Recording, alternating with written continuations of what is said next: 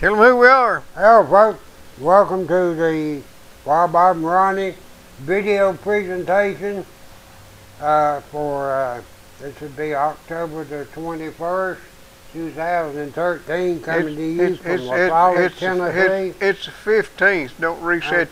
It's the 15th. Don't reset your calendar. Yeah, today's 15th, excuse me. Now you're gonna sing America first. America. Right. Oh, beautiful. Yeah. Oh, beautiful. For fresh spacious skies. For amber waves of grain. That's it. I've run enough of a beautiful song. I think so too. What's going on, Bobby T? Well, I'm not incognito. I had my eyes operated. Elvis has entered the building. I operated on yesterday. Elvis has entered the building. And they told me to wear these sunglasses, especially on the blaring lights of our studio here. Yep. And that's why I'm wearing them. Now you know, folks. Well, this past weekend, you missed the gun shooting, didn't you? Miss what? The gun shooting. Yeah, I didn't go to the machine gun. Well, we had the machine gun shooting. Let's see if I can. I got some video of that here somewhere. We're still on. I'm just looking for something else. Okay. Where is that? I wasn't planning on showing none of it, but I might if I can figure out how. You did go. Yeah, I went. Had a good time. I ain't never seen nothing like that before. What they done? Well, I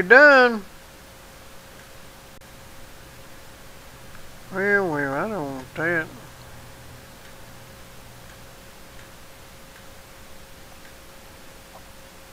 What is it that they done? Well, wait till I get this thing to quit doing stuff it ain't supposed to do, and I'll tell you. I don't know what that's all about. Whatever they did, folks, they did it. Well, I'll tell you what they done. I'll tell you in a minute what they done. What is that?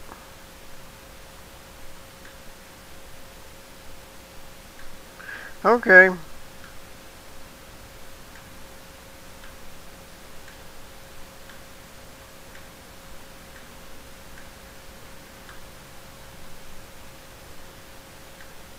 I don't know what that's all about. Let me find it.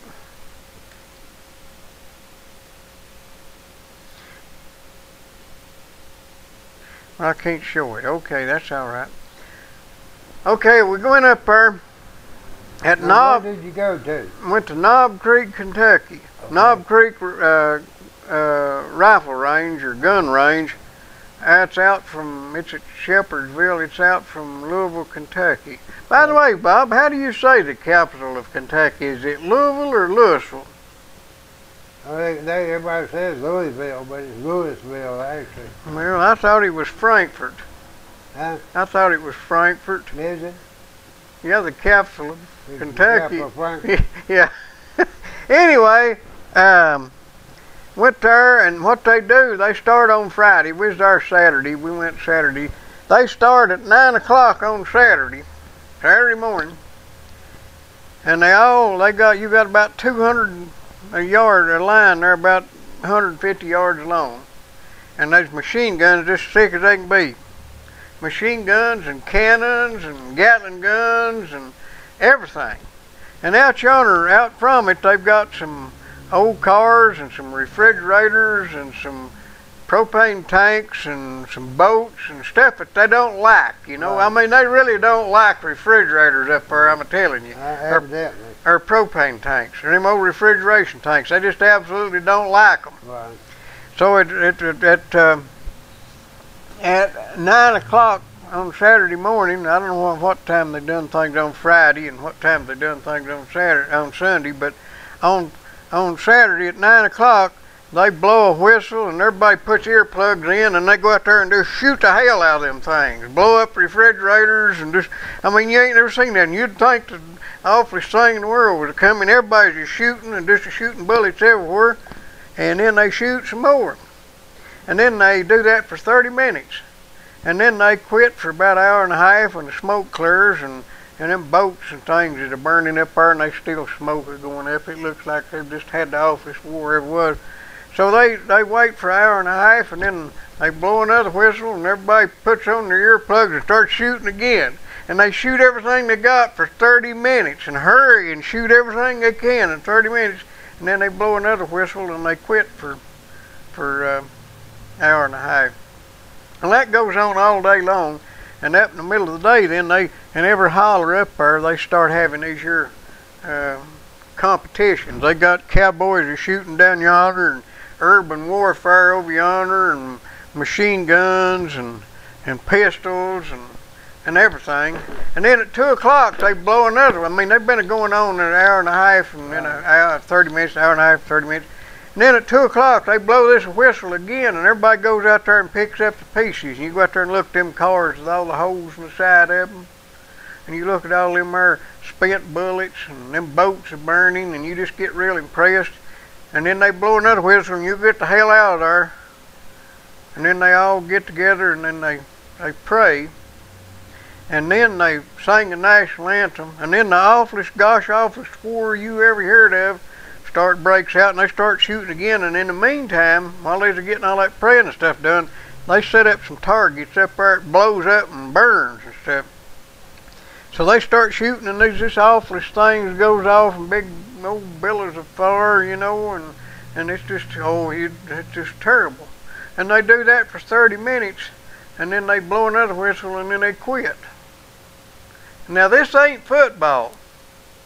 What it was. This ain't football. What it was. So then they quit again. And then the way they done it up there, they had this wedding. They had this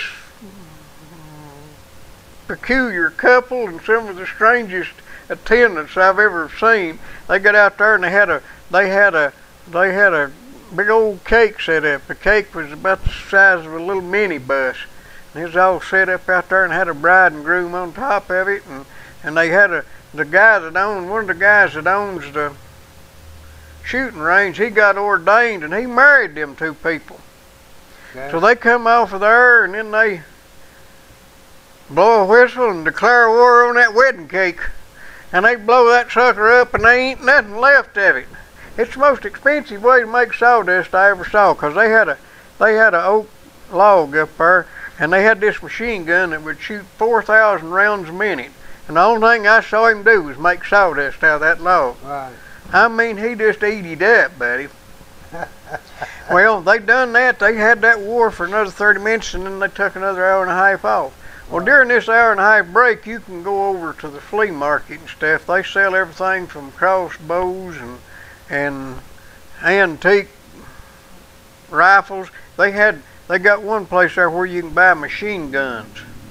Now, I don't know all the details on what you have to do. I know you got to register a machine gun. They're licensed by the federal people, but they had one table there. They had 4 of these little machine guns lined up.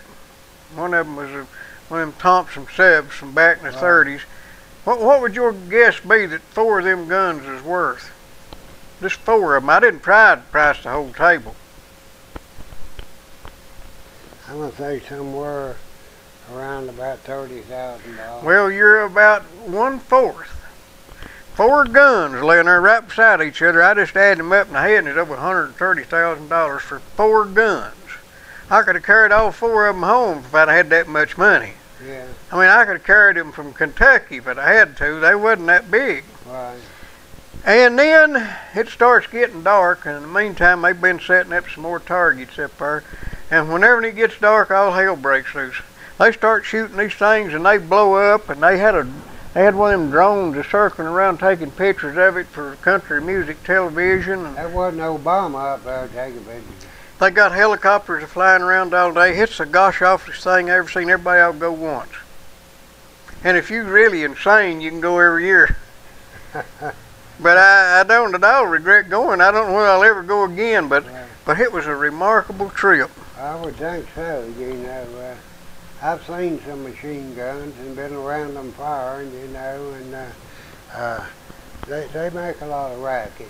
Well, that's what they're doing, is there to make rackets and stir up dust. Right. They had two boats up there in the beginning. They got these cars there, and these old junk cars standing up, and they had refrigerators, I told you that, but they had these two boats. They were fiberglass boats. And they were just, I mean, I'm sure nobody wanted them or they wouldn't have been there, but they were just boats. And the first thing they do, and I don't know why in the world anybody want to do that, but first thing they done was start shooting them boats, and they caught on fire. So all day long you had this here black smoke rolling in off them fiberglass. Yeah, stinking as stuff. I mean, you could almost take a knife and cut you out a door in the smoke if you was at the right place. And it's impossible when you're good looking to not be. Nobody wearing only thing everybody had on was earplugs. They didn't worry about the rest of them. And I'm going to tell you, it's impossible for a good-looking man like me not to be downwind of that smoke, because everybody knows smoke follows beauty. Yeah. That was the most unpleasant part of my experience. Right. The food, they've got hamburgers up there. You can get a bun and a piece of meat, and it only costs you $3.50. $3.50. Yeah. I thought that was quite remarkable too, because you're so hungry you'll pay it. Right. Wasn't bad. I mean, they give you some ketchup and mustard and pickles and onions out there you can put on it. That's the end of that. Do-it-yourself kit. Yeah. Yeah. But $3.50, pretty good middle of the day. If you're hungry, I guarantee you. After I'd seen all that shooting. Right. So what'd you do over the weekend, Bobby T? Well, let's see, what did I do? Well, I went to Tazewell to the Flea Market, and everything was real slow up there. Uh-huh. And they's all up there in Kentucky. They's all up there in Kentucky. That's where everybody was, you know. Wasn't a whole lot of people. It was pretty up at Tazewell, and there wasn't a whole lot of people out. Wasn't hardly anybody spending any money. I might have made expenses up there and back on what I did or not. Well, you would have went to that machine gunning. Sure did, yeah. But you know that for those of you who don't know it, they had a fire up at Tazewell Flea Market. Did you know that? No. It burnt down the first two lines of those old buildings they had. When did they have that? It was on a Friday. It wasn't last Friday. Friday 3 weeks ago. I ain't been to Tazewell Flea Market in forever. Do they have a pretty good crowd on Sundays? Yeah. I'm going to go up there They had a pretty good crowd on Saturdays, too. I'm going to go up there right soon, because I ain't been there in a while. Right. I used to go every 6 months or so, but I ain't been there in 5 or 6 years. Right. Used to be a guy named Tom Cooper. He was from here. He was living in Lake City last years of his life. He always had a fruit stand up there. Right. I'd go up and talk to old Tom, and we'd have, I'd buy some produce off of him, but he ain't around no more. He's gone. Right. Well, they have pretty good business up there. Like I say, it slowed down since they've had the fire, because there was 3 of those lines burned down, you know, and some of those people have been there many a year and had that booth, and some of them are building back, some of them aren't, some of them just call it quits. Yeah. Well, what is the secret to getting the flea market to go, Bob? What's the secret to making money, or what? No, to getting the flea market established. Oh, you mean far as like up there? Yeah. Well,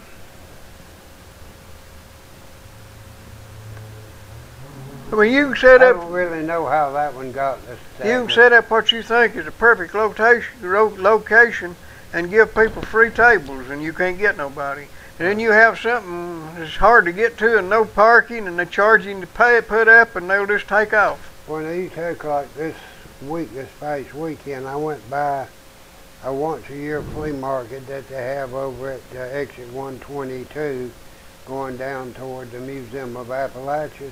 But it's on the left, and on the right also. That was homecoming, they had wasn't them packed in there. They had dealers packed in there. I mean, I bet there was 500 or better dealers. Wasn't that the homecoming thing? Huh? Wasn't that the Appalachian homecoming weekend? It may have been, but this didn't have anything to do with Appalachian. I don't know. I know they started because they had them people coming in there. Right. I think that was this past weekend. But they really had them, and you know, I've always thought that this field out here would make a good flea market. Because you got so much traffic on this. I thought that too till I tried to start one. Did you try? Yeah, you did too. Yeah. Any good? Right. October the 11th through the 13th. Was what? The Appalachian? The annual Tennessee Fall Homecoming at the Museum of Apalachee, 34th annual. Right. Well, this was maybe a half mile before you get to the Museum of Appalachian. And there's a banking on them people, but just like you said, you got more people back here every day than you have, I mean, as many every day as you have through there at once. Of course, it's the same person. There's an awful lot of traffic by here, and I always thought that one should go better here than it does down behind the police department. Well, whenever they put that out of business. What? Whenever they put that out of business, maybe we'll open one here. We might ought to do it, you know, and I just say for a pretty good while, give free. Got a way we get that cleaned up there, get them rocks pushed over and stuff. I'd like to field some more up there if I can get it. Yeah, we might ought to do that. I'll take that little bobcat and keep everything worked up good for us being able to get in and out, you know. And I know down here at the building in the bottom that Kit's owns, that fellow sets up and sells produce there. Well, he pays her $15 a day to set up down there. And they charge $3 a day up there behind the police department.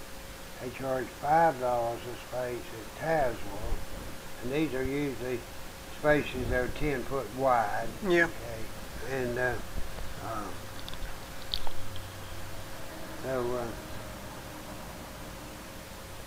I always thought if we get this thing going, you know, of course I knew you stay open some on Saturday, but you could just spread this thing all the way down to the pawn shop.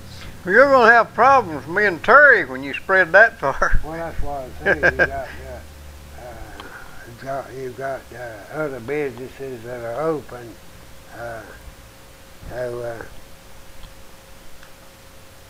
I believe we can do something with it. Now, I may be letting the cat out of the bag a little bit, but I have a pretty good sized flat trailer over there that I'm going to build a produce stand on. And I'm going to build it where I can sell out of that trailer. It's mobile, so the city can't say a whole lot about it. I'm going to put coolers and refrigerators and everything in there to keep produce fresh. And I'm going to do a good produce stand. And that would complement very much a flea market out here. Well, where are you going to sell this produce at? I'll sell it out front here. Need to go get some apples. It'll get apples. Of course, it'll be next year before I start it. Well, apples is coming in season now. Well, I know that, but I'm not ready to sell. I don't have my produce now. Of course, apples keep well. You know, if you got somebody to keep them getting frozen, you're okay. But apples pretty good salad. Need to get some taters. Taters awful high lately. Right. Well, if you get to wanting